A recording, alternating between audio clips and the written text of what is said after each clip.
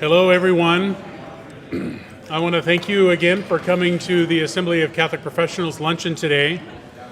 I would encourage those of you who are here to continue having your lunch, but as you know, we have a hard stop at 1 o'clock so that people can get back to work. So we will proceed with our luncheon agenda. Please feel free to finish your meals. I'd like to take a minute to welcome those who are joining us online. We had very limited capacity today, but we're delighted to have you here with us virtually and are very grateful for you taking the time to log in and watch our luncheon speaker today. Bishop Wall was born in Ganado. It's funny, I practiced this last night and then I couldn't do it as I saw it. Ganado, Arizona, which I suspect is not a booming metropolis, but I bet he could tell us a little bit about that town. And he attended undergrad at Arizona State University, studying history.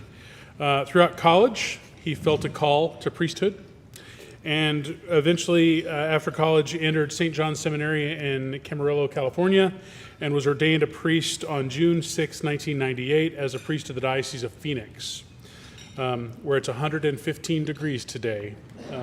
For those of you who didn't, dry heat, doesn't matter when it's that hot. He was ordained a bishop in 2009. I should say that when he was in Phoenix, he served in multiple roles. He was the vicar for priests, was on the Presbyteral Council, the NFP board. He was the chaplain for the Legatus chapter there in Phoenix, and was the spiritual advisor for Rachel's Vineyard, a wonderful ministry of reconciliation. His episcopal motto is, "Be doers of the word," from the Epistle of St. James. And his diocese in Gallup is home to, well, he'll tell you about his diocese. I won't go there. Anyway, please welcome Bishop James Wall, the Diocese of Gallup.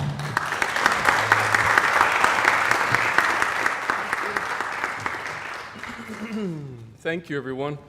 It is a pleasure to be here with you, and I'm grateful to have a second chance to get back here. I think I was supposed to be here in May, but obviously the coronavirus has shut everything down, so it's good to be here with people. I'm used to speaking to a camera, but just a camera, and so it's nice to have real people in front of me right now, so thank you very much. Yeah, I was born in the Diocese of Gallup. My father was a teacher and a football coach, and I was born on the reservation. I have no Native American in me. I know Bishop Conley is the only active bishop that we have in the diocese, in the country right now that has any Native American in him. He's part Wea, but I have no Native American, but I was born on the reservation, which I would say is one of the reasons why I'm there. I think why I'm there. The other reason would be my previous bishop, who the three of us all have a connection with, Bishop Thomas Olmsted.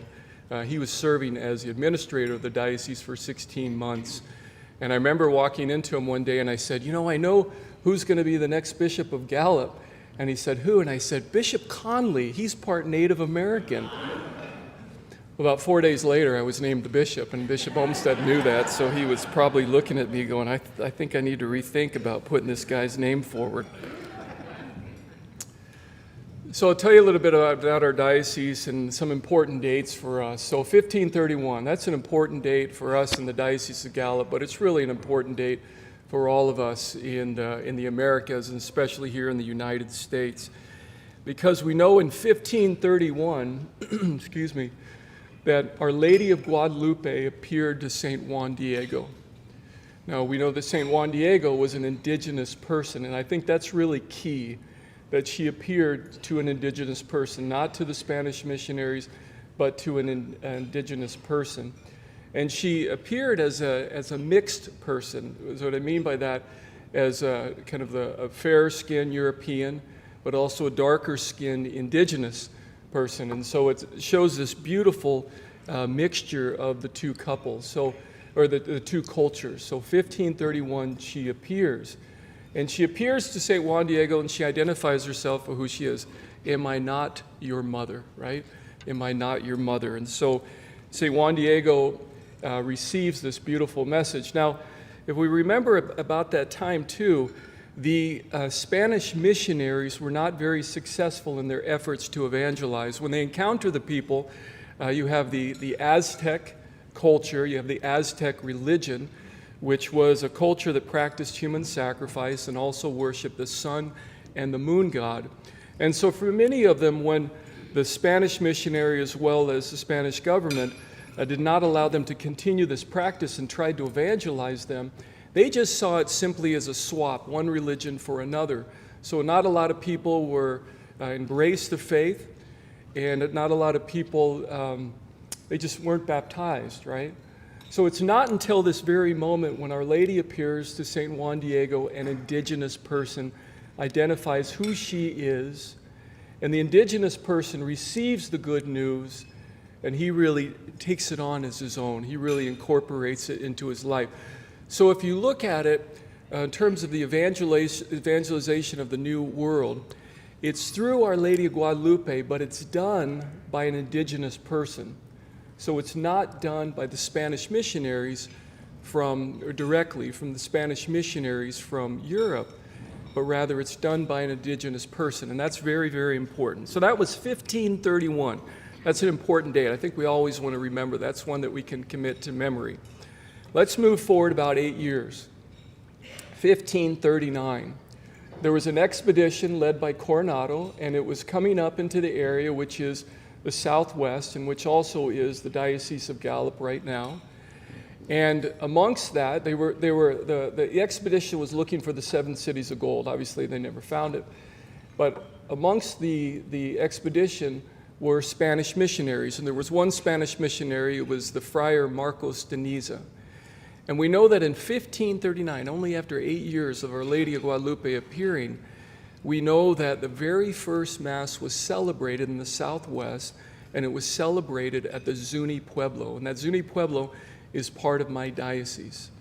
And I'll talk a little bit about them later. But if you think about that, in 1539, they had the Mass celebrated, so we had a guaranteed encounter with the living Christ. Every time we celebrate Mass, anytime we have the sacraments, we have a guaranteed encounter with the living Christ.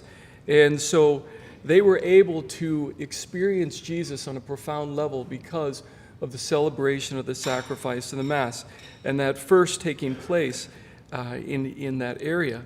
And again, if we back up a little with Our Lady of Guadalupe, it makes perfect sense. What does she always do? She always points toward her Son. Anything we say about Our Lady always points toward her Son. We think about the title of the God-bearer, Theotokos, right? The Mother of God. What does that mean? That points to the divinity of Jesus Christ. And so it makes sense that Our Lady of Guadalupe would pave the way for people to encounter the living Christ, especially the indigenous person. So that's that first encounter with the people in the area. Let's move forward to the 20th century, early part of the 20th century. And there's a great saint that we're all familiar with, St. Catherine Drexel. St. Catherine Drexel, when she was speaking to the Holy Father, very, very wealthy person. She was speaking to the Holy Father before she was a sister and a founder of a religious community. And she approached the Pope and she said, "You need to send a religious community here," thinking probably they would come from Italy, "send religious people here to minister to and to teach two very underserved portions of our society, that being African Americans and Native Americans." And so the Pope in his wisdom said, "Why don't you do it?" Right? "You have such a great idea, why don't you do it?" And Catherine Drexel said, "Okay, I'll do it." So she took her fortune, she called these sisters together, and she spent her fortune in founding this community and ministering to Native Americans and African American peoples. So she had a real heart for that. And we could say that those were the poorest of the poor, especially at that time.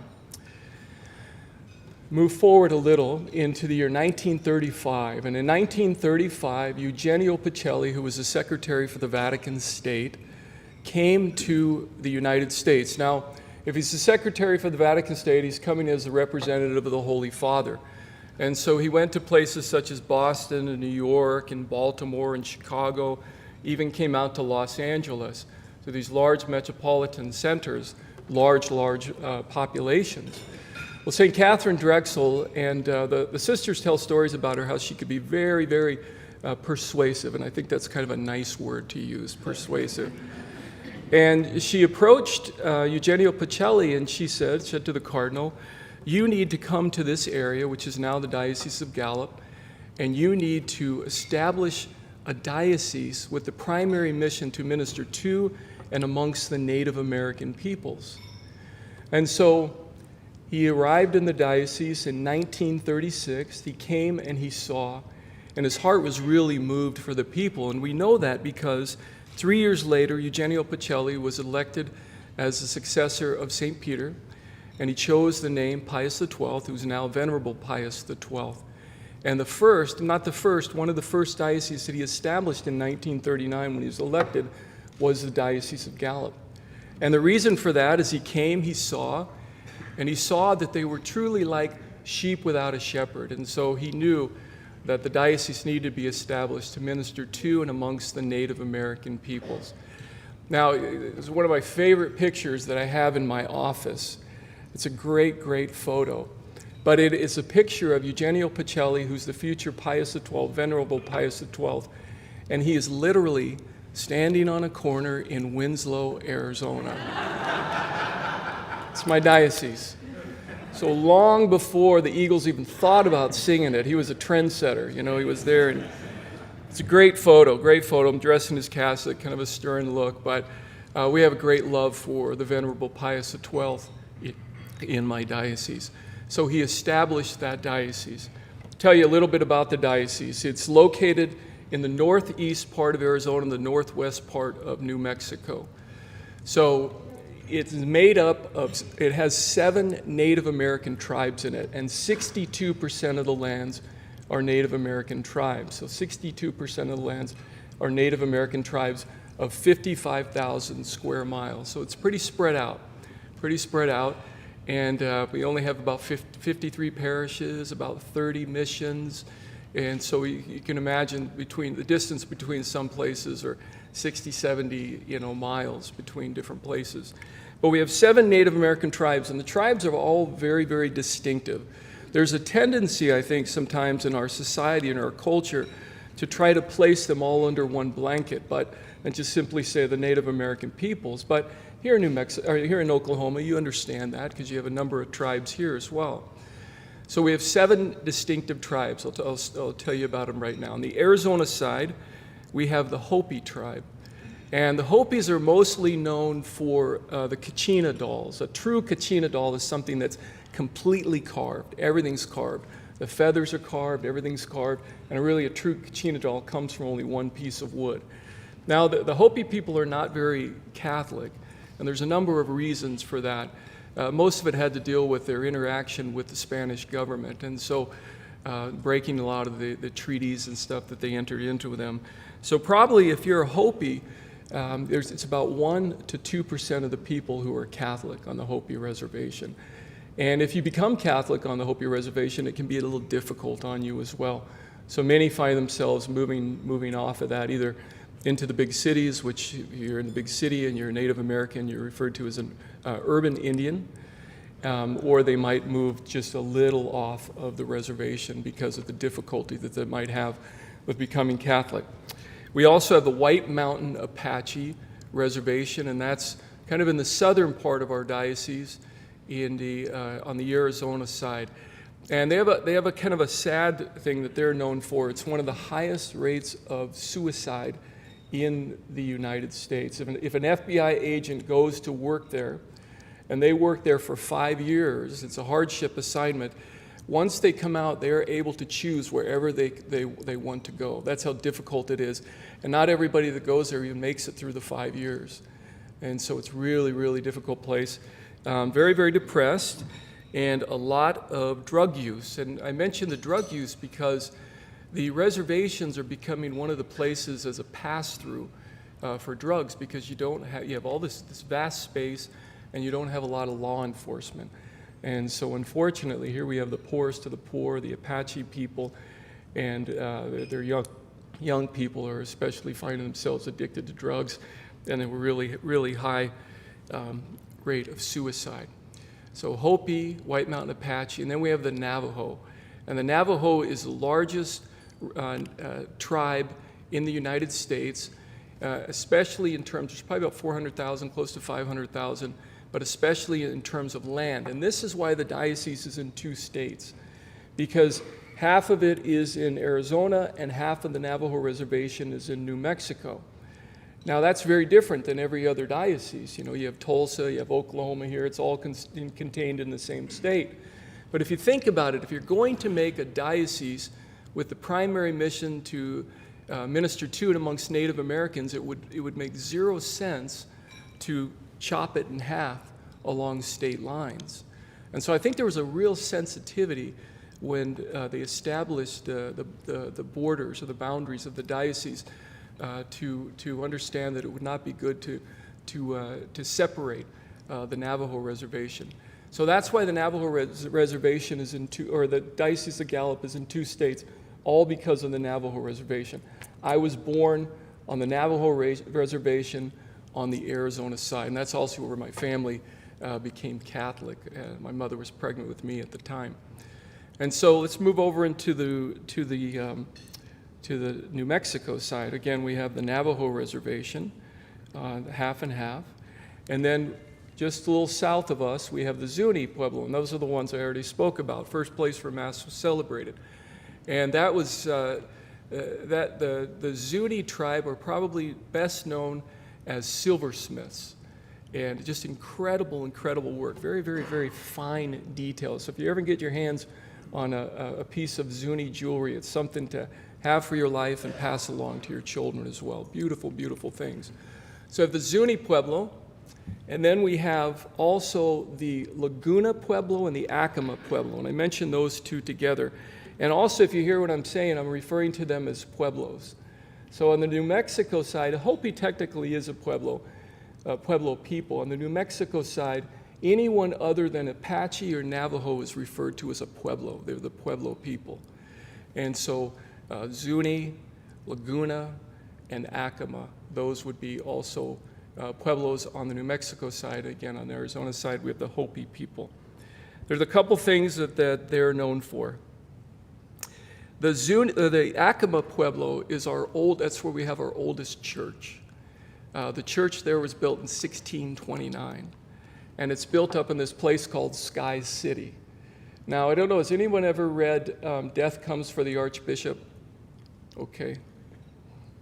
It's always scary if you're an archbishop to read something like that, but it's referring to, obviously, Archbishop Lamy. And there's a scene in the book where a friar who's particularly mean, particularly cruel to the people, and they get their payback. And what they do is they throw him off the cliff. They throw him to his death. That's Acoma. That's my diocese, right? That's my diocese. It's a beautiful place. The church there, again, built in 1629. I celebrate Mass there every year on their feast day on September 2nd. Unfortunately, we won't be able to do it this year. The walls are 6 feet, adobe walls, 6 feet thick. Beautiful, beautiful place. The floors are mud floors. And the men periodically re-whitewash the church, and the women periodically re-mud the floors. They use mud and straw in order to do that. So that's at the Acoma Pueblo.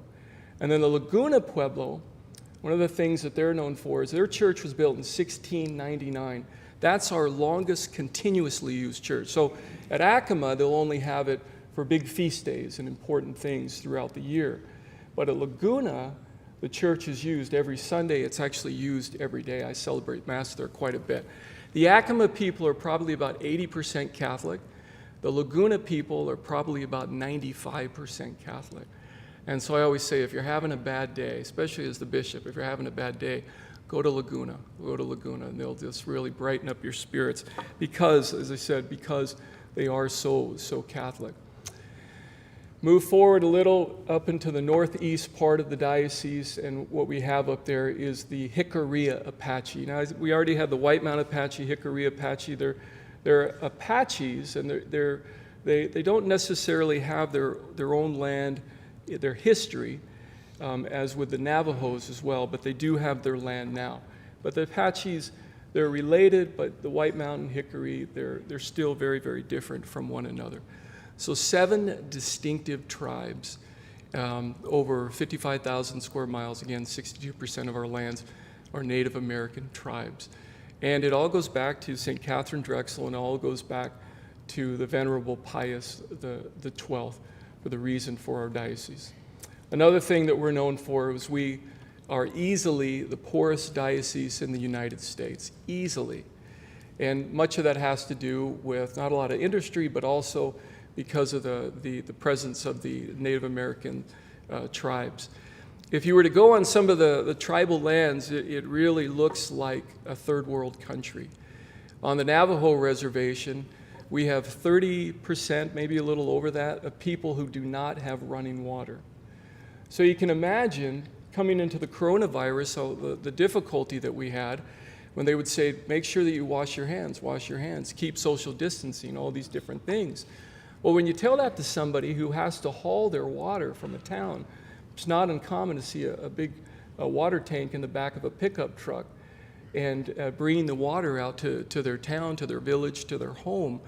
When you say you have to wash your hand periodically, that doesn't make much sense. And then you also say something to them like, let's make sure that we keep physical or social distancing. Well, when you have a family, probably 1, 2, 3 generations, that might live in a house that only has 2 rooms or a house that only has 1 room, how is it that you can do that? And so that's one of the reasons why recently the Navajo reservation's been in the national news, because of the number of people who caught the virus, but sadly the number of people who are dying from the virus. Because we know that diabetes, and this is a blood-carrying disease, we know that diabetes runs rampant through the Navajo reservation, as well as some of the other, pretty much all of our reservations as well. So you can imagine how difficult that would be on the people. So poorest diocese in the United States. Because we're the poorest diocese in the United States, we also have a connection with a very important saint. And that important saint is Mother Teresa of Calcutta. In the 1980s, 1985, she came to the diocese a number of times. And Mother Teresa, when she came to the city of Gallup, she decided that the sisters would go there. This is where they were going to build a house. We have a formation house. So at any time, I can have 40 missionaries of charity in the little town of Gallup, and sometimes at the cathedral. So when she came there, she decided that this is where they would go. The sisters would come here and they would serve. They were flying back to Phoenix on a little airplane. And as they passed over this one place, Mother Teresa looked down and she said, the sisters will go there. And so there was a little bit of an argument. Imagine, thousands of feet in the air and you're arguing with a future saint, right? No, that's not what's going to happen. And so they had this little discussion back and forth. And Mother said, yeah, they'll go in Gallup, but they'll also go here. Now, this is one of the most amazing things in the world. Mother Teresa was pointing to a place that you wouldn't even notice. But where she was pointing was arguably the poorest place in the poorest diocese in the United States. So we know that she had a great heart and love for the poor people. And so this is her heart was moved in order to make sure that the sisters ministered there.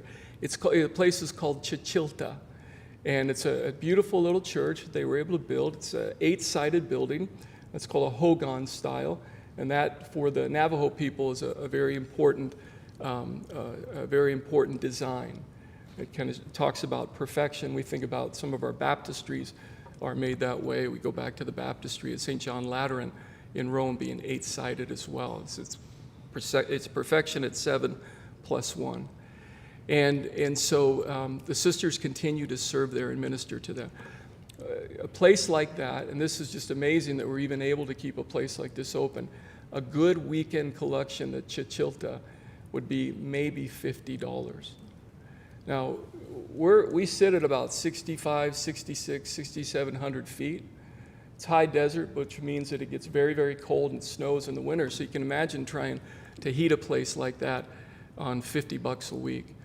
And so we're grateful to places like Catholic Extension Society, Catholic Home Missions, all these things that help us and allow us to continue the ministry of the diocese, or the ministry of the church throughout our diocese.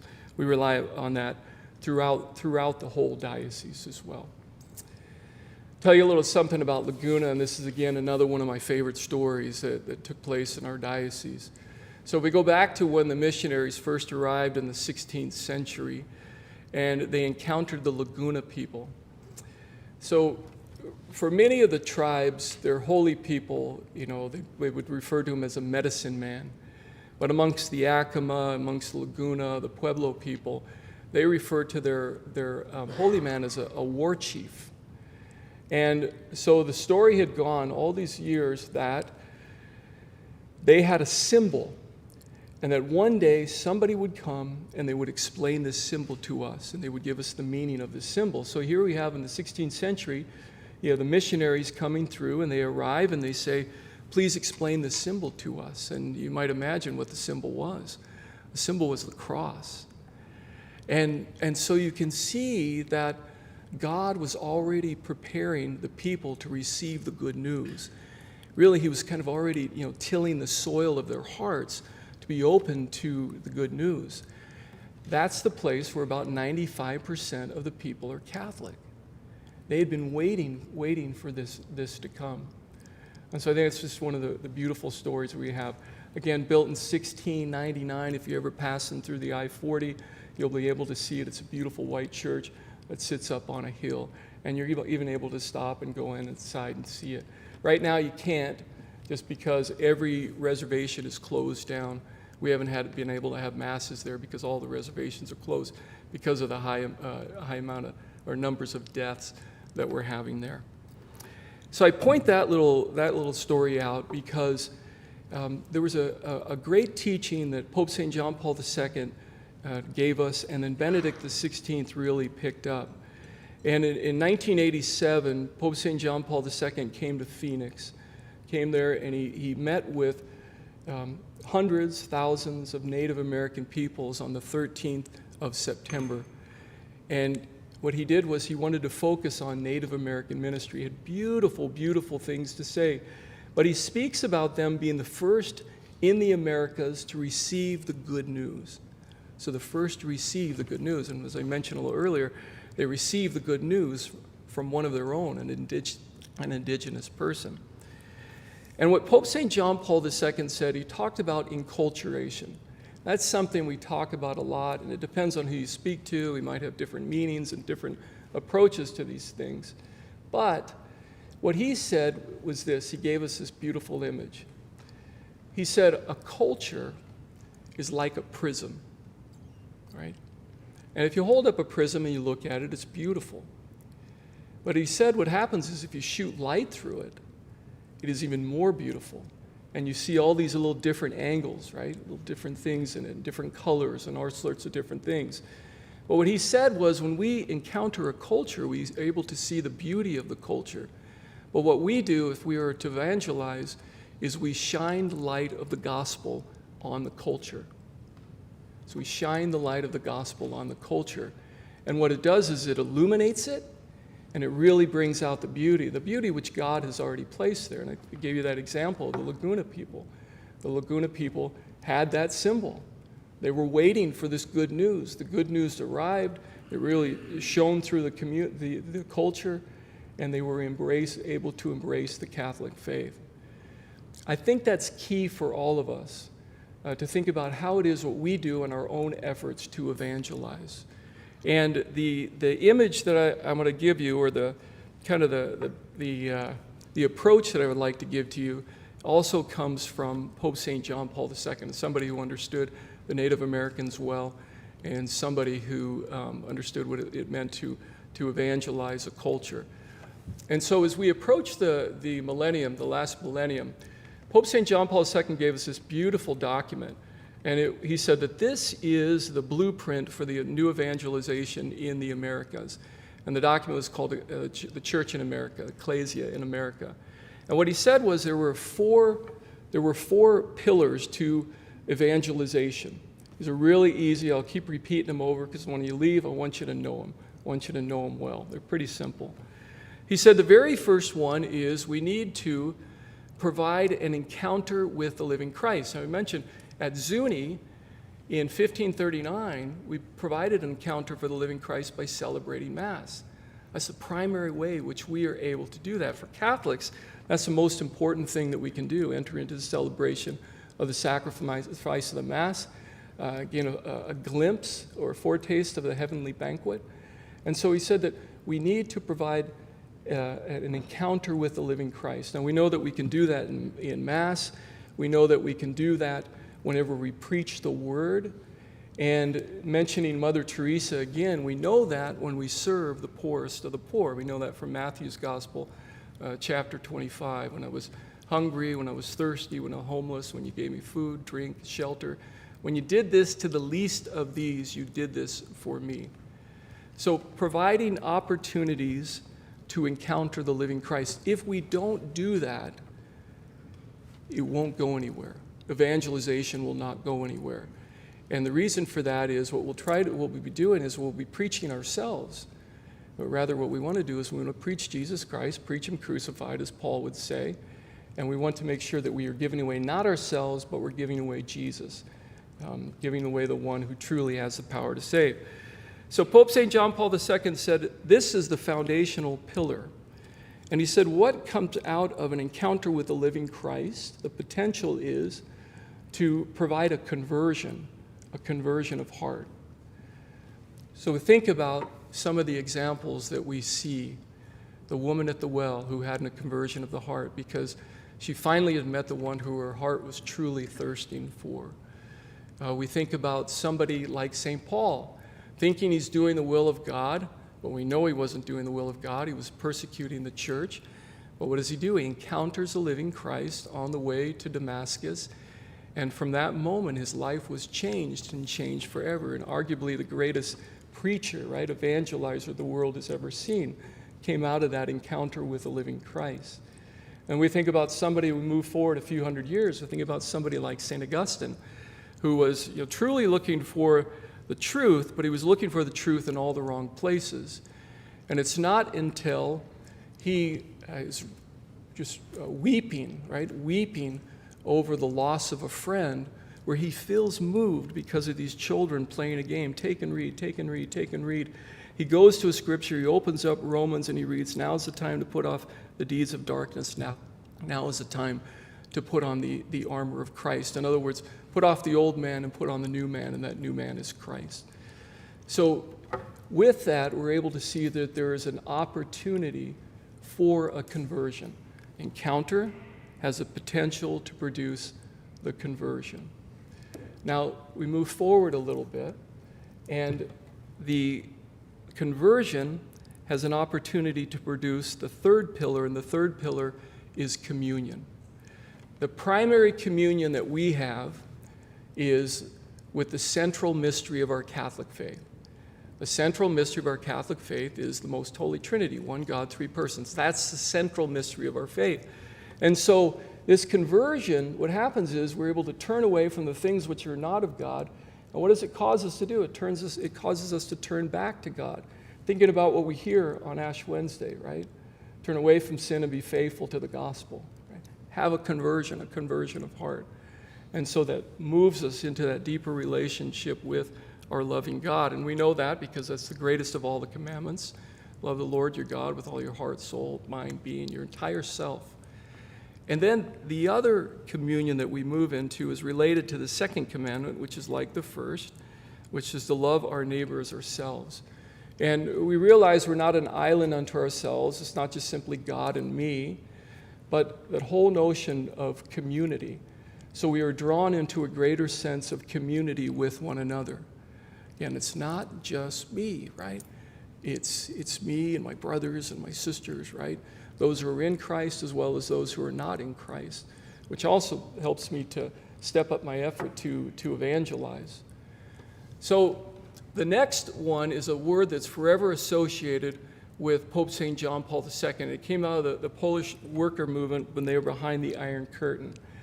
And he said we go from encounter to conversion to communion. And a communion can produce, right? It's all this potential, right? It has the potential to produce solidarity. And that's a word that we heard JP2 use all the time. And, you know, it was a good word, and it was a good movement, but just as anything that is good, what we do is we take it and we baptize it, and that's what Pope St. John Paul II did. He baptized that word. And solidarity is simply this. It's having a love, a care, concern for the poorest of the poor. And again, Matthew 25, that's one of the scripture passages for that. So love, care, concern for the poorest of the poor. And so what that requires of us is we want to identify who the poorest of the poor are. Now, I preach this throughout my entire diocese, poorest diocese in the U.S., and I always tell them, especially young people, I say there's always somebody poorer than you. There's always somebody less fortunate than you are. And so to have, you know, those eyes, to be able to see through the eyes of Christ and to be able to identify the poorest of the poor. Mother Teresa, I think she was a great example of how we could see solidarity. Because when she was ministering to the poorest of the poor, especially in the streets of Calcutta, these were people that were referred to because of the caste system in their society as less than human. Wrongly so, but less than human. And she would minister to these people, and they said, "How is it that you are able to do this?" And she said, "When I see that person sick and homeless and dying in the gutter, the streets of Calcutta, I see the face of Jesus Christ." And she knew that she was truly living out Matthew 25. Now, I like to put these two things together. There's a reason why she was able to encounter Christ in the poorest of the poor and to have that sense of solidarity with them. And this is the reason for it. Whenever she would establish a house, no matter where they were, everything started in Calcutta and just throughout the world, but no matter where they were, the first thing that she made sure that was present was the Blessed Sacrament. Again, guaranteed encounter with the living Christ. My body's true food, my blood is true drink. Jesus tells us that, right? And so her sisters, she made sure that her sisters spent each day on their knees, not just for a little bit, but for hours on their knees, gazing at our Lord present in the Eucharist, whether he was in the tabernacle, he was exposed in the monstrance. And so what happens is they got to know Jesus and they knew him very well, and they continue to know him very well. So when they could identify Jesus in the Eucharist, they could go out in the world, they could identify Jesus in the poor. They could look and say, "I know that person. That person is Jesus Christ." And I think that's just a beautiful way in the life of a saint, and in a continued way of that community, which we're able to see solidarity truly lived out in a great and a beautiful way. We try to evangelize. We try to be a part of the new evangelization. And then the last little word that I'm going to share with you is talking about the word evangelization. It's something that we throw around all the time. But think about this.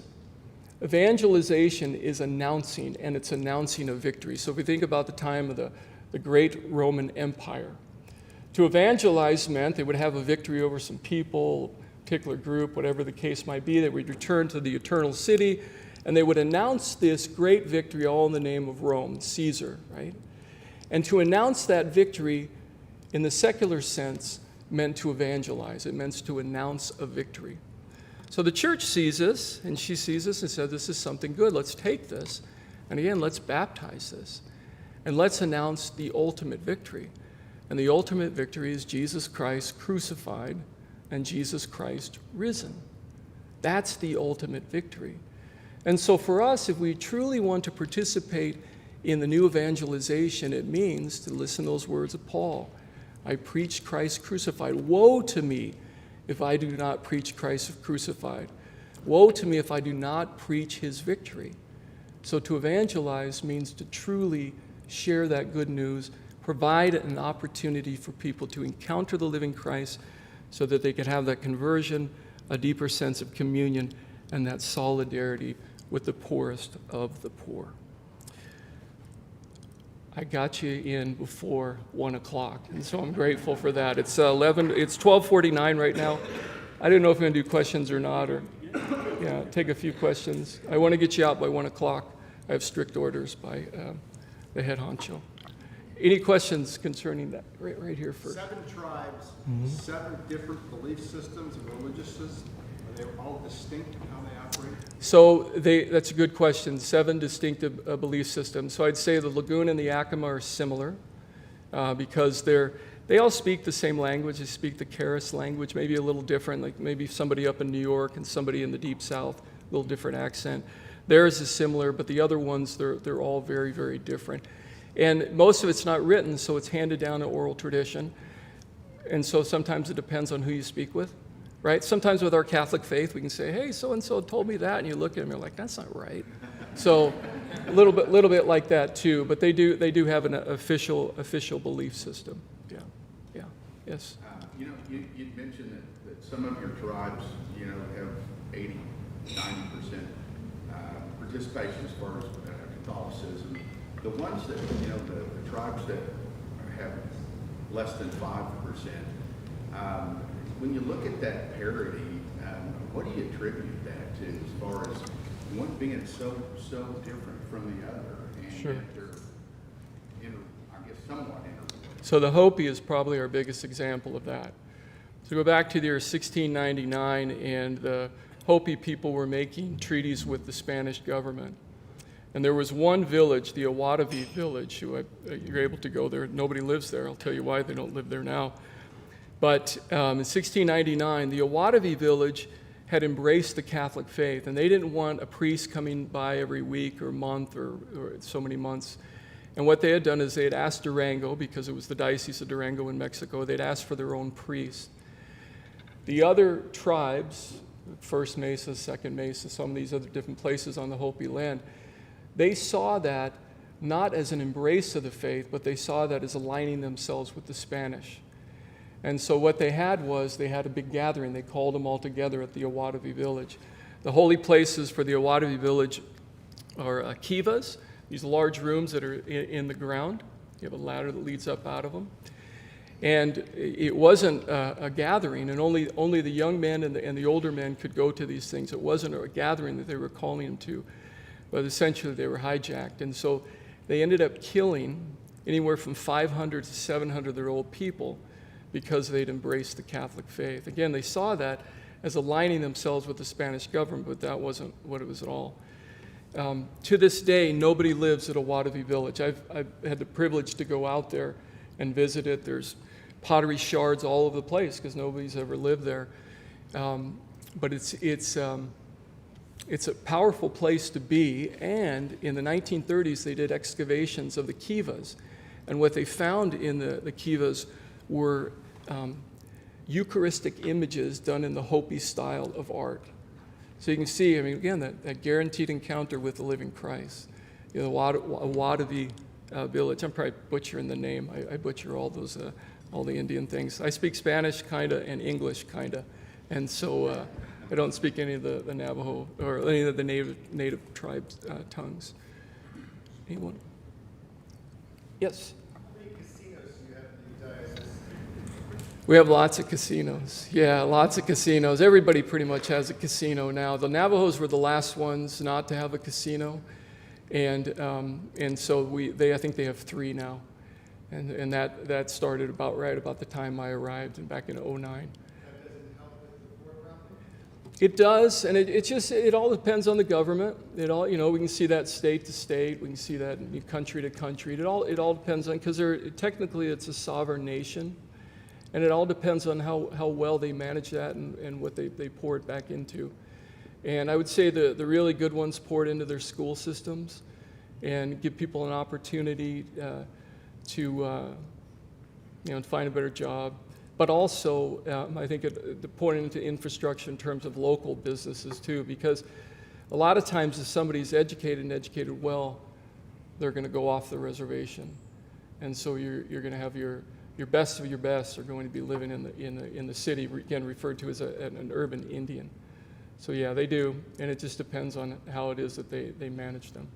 And how close they are to a big city. That's another thing. So if you're near a big city, like right outside of Phoenix, Fort Medalla Casino is crazy, the money that they take in. But it's because you have a lot of people going out there. So. Thanks, everyone. God bless you.